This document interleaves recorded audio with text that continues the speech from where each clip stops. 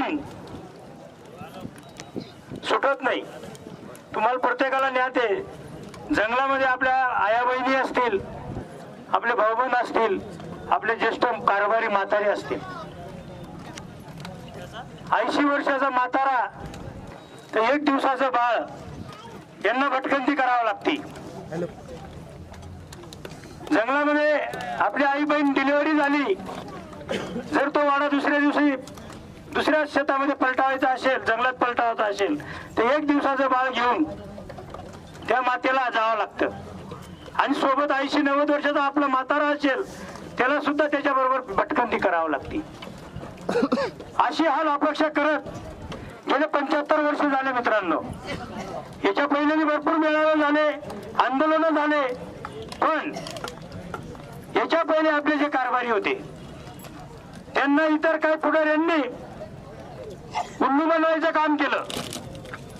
व गेल्या 10-15-20 वर्षापासून आम्ही इथं जमलेले सर्व विठ्ठल भाऊ असेल, शैलेश भाऊ असेल, आपले आयचाळ्याची फिरा कारभारी असतील, आयचाळ्याची बरीच मंडळी आली आहे, डोंगराची मंडळी आली आहे, बागापूरची लोक आलेत, माळमाता परिसरातून शनी मांडवचे आले, देवकानगरचे आलेत, नंदुरबारवरून काकडद्यावरून लोक आलेले आहेत. या परिसरातील साखरी परिसरातील इच्छापूर, गंगापूर, महिर, आपलं विजापूर असेल, डेगाव असेल, धमनार असेल, वाघापूर असेल, रायपूर असेल, नवागाव, शिवाजीनगर, सर्व तालुक्यातले लोक आलेले आहेत मित्रांनो. आणि आम्ही त्यांना फक्त व्हॉट्सअपवर विनंती केली, काही इथं कोणताही नेता नाही, इथं काही राजकीय तिकीट मागायचं नाही. काही लोकांना खटकलं ते, कारण आपल्यात बी काही अवलादी तयार झालेले आहेत, दुसऱ्याच्या उंगलीने पाणी प्यायचं आणि आपल्या गरीब लोकांना टार्गेट करायचं. इथं काही कोण, आम्ही राजकीय जरूर आम्ही भाजपचं काम करतो, काही लोक काँग्रेसचं करत असतील, काही राष्ट्रवादी करत असतील, तर पक्ष बाजूला. जेव्हा आपल्या आया बहिणी, आपल्या भावांना जेव्हा वेळ येते तेव्हा पक्ष सोडून यावं लागतं मित्रांनो. समाज आहे म्हणून आम्ही आहेत, तुम्ही नाही तर आम्हाला किंमत नाही, त्यामुळे आम्ही पक्षाला किंमत देत नाही. पहिले तुम्हाला किंमत देतो आम्ही. आणि तुम्ही जर सुखी नाही राहिले तर आमचं काही नाही, आम्ही सुखी नाही राहू शकत. आम्ही चांगले कपडे घालून फिरू नाही शकत. आपल्या आया बहिणी असतील, डोक्याला तेल नाही, अंगाला साबण नाही, अशा अवस्थेमध्ये जंगलामध्ये राहतात. आपल्याला त्यांच्याकडे पाहून अक्षरशः रडू येतं, आपण काय केलं पाहिजे. पण मित्रांनो, शैलेश भाऊंनी सांगितलं, सर्व अधिकारी काम करत नाही असं नाहीये, पण ऐकून घ्या, या तालुक्यामध्ये आपल्या कामाला जर ब्रेक असेल तर या तालुक्याच्या आमदारामुळे आपल्याला ब्रेक आहे, हे लक्षात घ्या. पहिले या तालुक्याच्या आमदारामुळं खेलारी धनगर मेंढपाळ समाजाचा मेंढपाळ व्यवसाय बंद करण्याच्या मार्गावर आलेला आहे मित्रांनो. हे तुम्हाला माहित नाही. आम्हाला जेलात टाकायचं कारणच ते, पोलीस प्रशासन असेल, फारेस्ट खात्यामध्ये असतील, काही अधिकारी आमदारचे लागूबांधू लागलेले आहेत. इथं आलेले आहेत ते ऐकू राहिले. मी त्यांचं नाव घेणार नाही, कारण मापाच्या पुढे नाव घ्यावं लागत नाही. त्यांना समजून गेलं असेल कोणाला बोलतोय आपण असं, पण त्यांना सुद्धा मी सांगू इच्छितो. आज हे लोक बोलले, आमचा विद्यापीठचा एक कार्यकर्ता बोलला, युवा, आज 1000 आलो, उद्या लाखांनी येतील. आज आलो, हजाराने आलो, उद्या लाखांनी येतील. आणि ज्या दिवशी मेंढपाळांचा प्रश्न जर सुटला नाही तर कायदा सुद्धा हातात घ्यायला आम्ही घाबरणार नाही. आम्ही कायदा मोडायचे बी जाणतो, कायदा राखायचे बी जाणतो. जे कोणी अधिकारी साक्री तालुक्याच्या आमदारचं ऐकून मेंढपाळांवर खोट्या अट्रॉसिटी करा, मेंढपाळांचं काम जो करेल पुढारी, नेता, कारभारी, त्यांना खोट्या केसेस मध्ये अटकावा. कुठलाही पुरा आमचे कारभारी, पुढारी हे का मेंढ्या चालतात का? त्यांचं 1 नंबरला नाव राहतं. गेल्या 2 वर्षामध्ये एक गायकवाड नावाचा हरामखोर पोलीस स्टेशनला एक अधिकारी आलेला होता. त्याच्या मार्गदर्शनाखाली त्या आमदारचा अधिकारी होता, तो आमदारचा नातेवाईक होता. त्याने या माळमाता परिसरावर अक्षरशः मेंढपाळांना, आपल्या आया बहिणींना सुद्धा सोडणी गुन्हे दाखल करताना मित्रांनो, वयात बसत नाही. त्यांच्यावर सुद्धा गुन्हे दाखल केले हरामखोरांनी. गेल्या 500 ते 600 अॅट्रॉसिटी त्याच्या कार्यकाळामध्ये झाल्या. आणि जेव्हापासून हे आमदार या तालुक्यामध्ये निवडून आले तेव्हापासून या जातीवाद वाढला मित्रांनो. याच्या पहिले आपले आदिवासी बांधव असतील, आपण असो, इतर समाज असेल, सर्व गुन्हेगारांनी नांदत होते मित्रांनो. जात पात जर ती कोणी आणली असेल या साखरीच्या आमदारांनी आणली मित्रांनो. तुम्ही कान खोलून डोक्यामध्ये घ्या, बळी पडू नका. विकास होईल, आपला विकास झाला नाही. गावाचा विकास करून काय करता तुम्ही? अरे तुम्ही गावातच येत नाही, तुम्हाला गटर रस्त्यावर चालायला टाइमच नाही, तुम्ही जंगलामध्येच येत. 8-8 महिने तुम्ही जंगलामध्ये राहता आणि 4 महिने कुठे तरी आमच्या महिने आमचे गावावर येतात.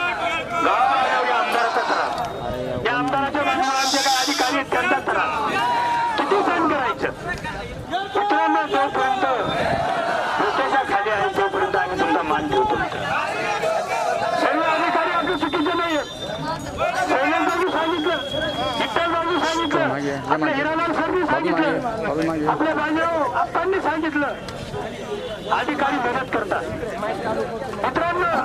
आता इथं आमच्याकडे खरी तालुक्याला मेंढपाळ करायसाठी 8,000 हेक्टर जमीन शासनाने दिली. तुम्हाला मिळायला आनंद काय? या फारेस्ट अधिकारी म्हणतो आम्हाला कलेक्टर करून तुम्ही पत्र आणा म्हणे. अरे पत्र आणून दिलं तुला पत्र कसं पाहिजे? तू सांगितल्याप्रमाणे पत्र आणून दिलं. आमच्या आदिवासी बांधवांच्या विरोधामध्ये हा मोर्चा नाहीये. आमची मागणी समजून घ्या, आमची मागणी लेखन आहे. आदिवासी बांधवांना जे वनपट्टे मंजूर झाले ते वनपट्टे नियमाने 2 हेक्टर असेल, 3 हेक्टर असेल, तो पट्टा मोडून बरोबर आम्हाला खाली करून द्या. ते खाली करायला कोणाचं काम आहे? हे भारत खात्याचं काम आहे. हे भारत सतत नियम बनवतो. 2 वेळा या आंदोलन स्थगित केलं अधिकाऱ्यांच्या सांगण्यावर होते. अधिकाऱ्यांनी सांगितलं वळणी साहेब तिथं, त्यांनी सांगितलं भाऊ गणपती परेड आहे, तुम्ही आंदोलन थांबवून घ्या, मिटिंगच्या माध्यमातून आपण निर्णय. पोलीस स्टेशनला तहसीलदाराच्या माध्यमातून मिटिंग झाली. त्या मिटिंगमध्ये सर्व ठरलं. प्रांतांनी आदेश दिले, पालकमंत्र्यांनी आदेश दिले कलेक्टरला, कलेक्टरने यांना आदेश दिले, तरी काम करत नाही. भरोसा ठेवायचा कोणावर? तुम्ही पालकमंत्र्यांचा आदेश मानत नाही, तुम्ही कलेक्टरचा आदेश मानत नाही. प्रांतातून लेटर दिलंय 3 दिवस यांना सिक्युरिटी द्या. DYSPना सांगितलं, DYSP आपला आदेश मानत नाही.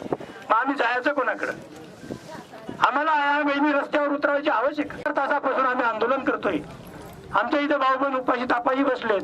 सकाळी 7 वाजल्यापासून ही मंडळी मेंढ्यावरून निघाली. अधिकारी आलेले आहेत, अधिकाऱ्यांशी रोज आपण सोबत असतो.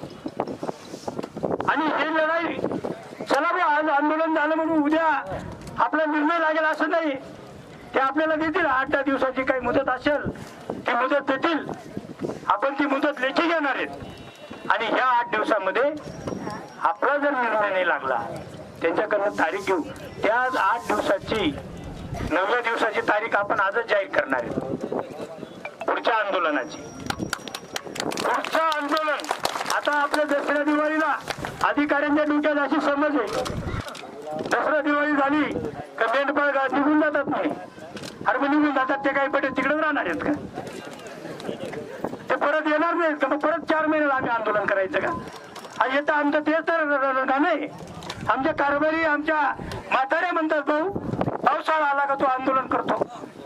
उन्हाळ्याचं काय करता मग तुम्ही? आमचं असं म्हणणं आहे, फॉरेस्ट खात्यांचं असं म्हणणं आहे, आता पिकं पेरलेत, आम्हाला जमीन काढता येणार नाही, नुकसान करता येणार नाही. अरे ठीक आहे, पिकं पेरलेत, आता पावसाळा आला, आम्ही मार्च एप्रिल पासून लढतोय. मार्चमध्ये कोणते पिकं होते तिथं? मार्चमध्ये तुम्ही सांगता अमुक कार्यक्रम आहे तिथं आम्हाला पोलीस फोर्स नाही. इथल्या पोलिसांचं तिथं कामच नाही. पोलीस लागतं कशाला आहे? एकटा आता शैलेश भाऊंनी सांगितलं मयूर बांबरे नावाचा अधिकारी निजामपूर पोलीस स्टेशनला एकटा काफी आहे.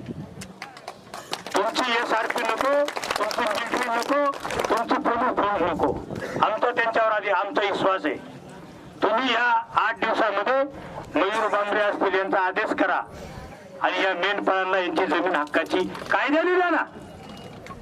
आम्ही तुम्हाला म्हणत नाही कायदा म्हणून आम्हाला जमीन द्या, शासनाने जमीन दिली. आज तर आता मला एक नोटीस आलेली आहे फॉरेस्ट खात्याची, त्याच्यात नवीनच दिलंय त्यांनी. आतापर्यंत म्हणजे या गावाला मेंढपाळांची जमीन आहे आणि आता म्हणतो ही जमीन त्या गावाला नाहीचे. अरे कागद आहे इथं, इतका खोटा बोलतो. आणि ठीक आहे, प्लांटेशन मध्ये काय आम्ही म्हणत नाही, आम्ही चुकत नाही. आमच्या आया बहिणी मंजूर केले, द्या, पण आमची जमीन सोडून द्या. आमच्या जमिनी आमच्या लोकांना, आमच्या मेंढपाळांना, आमच्या आया बहिणीला अडचण यायला नको. आमची ही मागणी. आम्ही म्हणत नाही यांना देऊ नका आणि त्यांना देऊ नका. अरे तुम्ही काही पाहत नाही, पाण्यावर जाताना बी दावा मंजूर करता, रस्ता पाहून बी दावा मंजूर करता. थोडंफार पाहता खरी. जर रस्त्यावर जाताना तुम्ही दावा दिला तर मेंढपाळांची दाव्यावाल्याची मारामारी होणार आहे. जर पाण्यावर जाताना तुम्ही दावा मंजूर केला तर मेंढपाळांची त्यांची मारामारी होणार आहे, खोटे केसी होणार आहेत. तर ते पाहिलं पाहिजे. आमची एक नवीन एक मागणी आहे, पूर्ण जुन्या जिल्ह्यामध्ये प्रत्येक पोलीस स्टेशनला फॉरेस्ट खात्याने आणि तहसीलदारांनी पत्र द्या.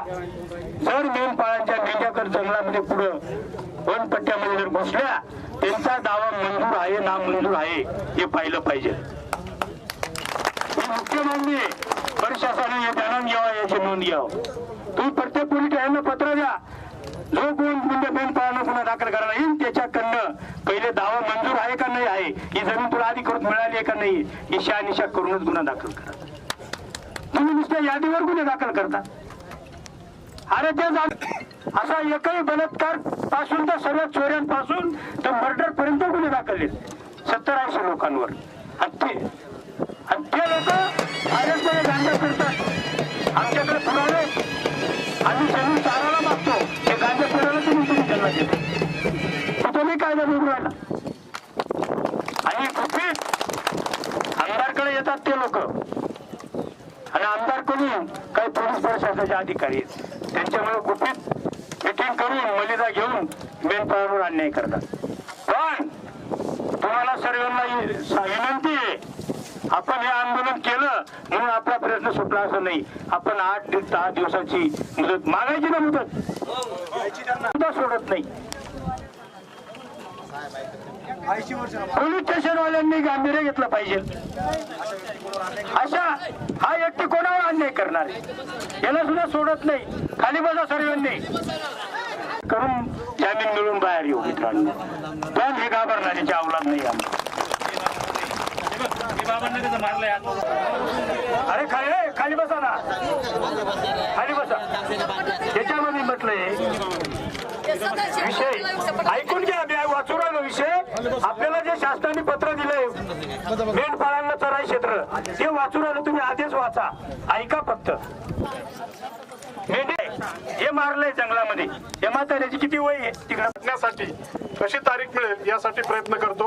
आपण या ठिकाणी सगळे सामान बांधव बऱ्याच वेळापासून तारखेला रस्त्यावर बसलेले आहेत. लहान मुले पण आहेत, वयोवृद्ध माता महिला आहेत. माझं प्रशासनातर्फे तहसीलदार या नात्याने, जिल्हाधिकाऱ्यांचा प्रतिनिधी या नात्याने आपल्याला आव्हान आहे की आपण या ठिकाणी सकारात्मक बाबीने हा विषय मांडलेला आहे. सकारात्मक रीतीने आम्ही जिल्हाधिकारी महोदयांकडे चर्चा करतो आणि आपल्याला लवकरात लवकर याच्यावर तोडगा निघेल यासाठी आश्वासन देतो. आपण सर्वांनी हे आंदोलन थांबवलं अशी मी आपल्याला प्रशासनातर्फे विनंती करतो. धन्यवाद.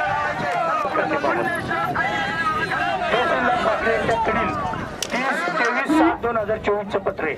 आपल्याला 25 पत्र मिळालंय. वनपाल वर्धना मसाळे पेटला. आता साहेब पेटलं, आयचाळ गाव येत नाही असं त्यांचं म्हणणं आहे. फॉरेस्टवाले 15 दिवसाची करा. 27 तारीख मुख्यमंत्री आहे ना. आमचं काय म्हणणं आहे, आम्हाला पुढचं आंदोलनाची आजच तारीख जाहीर करायची ना. जर आम्हाला निर्णय नाही मिळाला तर आम्ही कलेक्टर ऑफिसला सर्व मेंढ्या घेऊन जाणार आहेत. आपण यापूर्वी प्रथमतः आतापर्यंतच आपण एकदम शांततापूर्ण आंदोलन केलं, त्याबद्दल मी सर्व इथे जमलेल्या समाज बांधवांचा आभार व्यक्त करतो आणि फॉरेस्ट प्रशासनाच्या वतीने जे काही वन जमीन उपलब्ध आहे तर इथं त्याचं वारंवार मी पत्र देऊन आणि त्यांना आपल्याला दाखवूनही दिलेलं आहे. तसंच जे काही कुठलाही दावा नसताना अतिक्रमण केलेले क्षेत्र आहेत अशा क्षेत्राचा शोध आम्ही घेतोय किंवा आपल्याकडेही काही असं असेल तर आम्ही त्यांच्यावरती नक्कीच कारवाई करू आणि ही कारवाई करताना की त्यांचा कुठे